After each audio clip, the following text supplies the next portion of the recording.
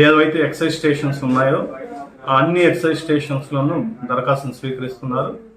అక్కడ రేపు సాయంత్రం 5 గంటలలోపు వచ్చి వాళ్ళు సబ్మిట్ చేసుకోవచ్చు ఆఫ్లైన్లో. అదేవిధంగా ఆఫ్లైన్లో కాకుండా ఆన్లైన్లో కూడా దరఖాస్తు చేయడానికి అవకాశం ఉంది.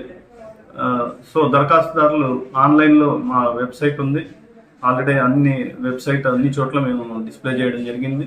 ఇప్పుడు మన కృష్ణా జిల్లా పరిధిలో మొత్తం 123 షాపులకు గాను గౌరవ కలెక్టర్ గారి ద్వారా గెజెట్ నోటిఫికేషన్ ఇవ్వడం జరిగింది. అందులో భాగంగా ఇప్పుడు దరఖాస్తులు స్వీకరిస్తున్నాము.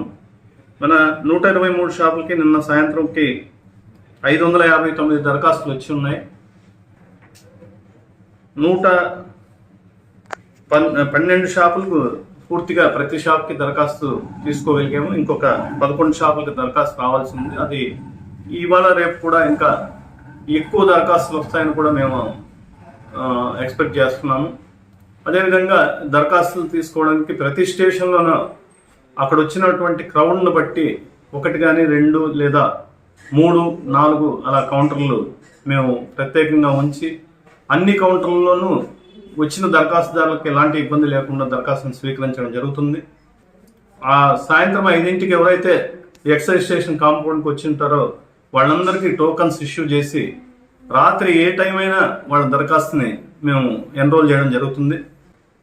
అదేవిధంగా మరి 9వ తారీఖు అయిన తర్వాత 10వ తారీఖు మిగతా మేము అరేంజ్మెంట్స్ చేసుకొని 11వ తారీఖు డ్రాయల్ ఆఫ్ లాట్స్ కండక్ట్ చేయడం జరుగుతుంది. అలాగే అక్కడ లైవ్ వీడియోగ్రఫీ చేయడం జరుగుతుంది. తర్వాత అక్కడ వచ్చినటువంటి దరఖాస్తుదారులకు కావాల్సిన ఫెసిలిటీస్ అన్ని ఏర్పాటు చేయడం జరుగుతుంది. అన్నట్టు ఆ ఒక్క ఇష్యూ గన్నవరంలో జరిగిందండి.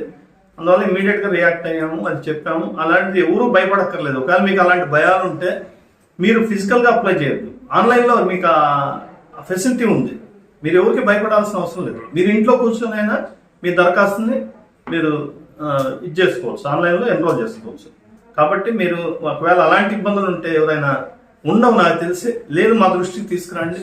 ఒకవేళ అలాంటి ఇబ్బందులు ఇంకా ఉన్నాయి, మీకు సమస్య ఉంది అనుకుంటే మీరు ఆన్లైన్లో దరఖాస్తు చేసుకోండి.